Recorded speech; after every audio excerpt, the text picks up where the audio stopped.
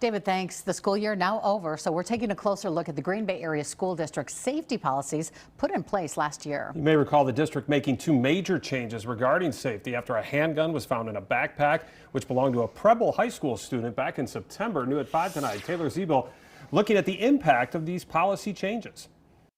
9 months after the incident at Preble High School, the superintendent of Green Bay Area Public School District is reflecting on how successful the district's response was.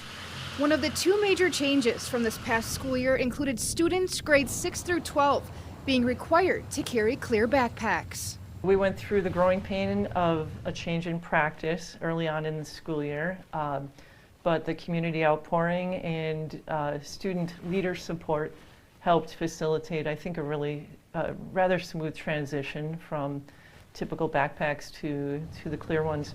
Superintendent Byers says this immediate response with implementing clear backpacks was a success and did exactly what they needed it to do. The other major safety change was enhancing safety protocols in only the high schools, meaning students were required to engage in a 1-week minimum transition period following a suspension.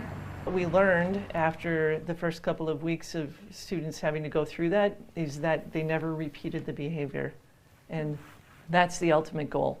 Tonight at 10, hear what safety measures will be continued and what will be new for next school year. Reporting in Green Bay, Taylor Zebel, Action 2 News.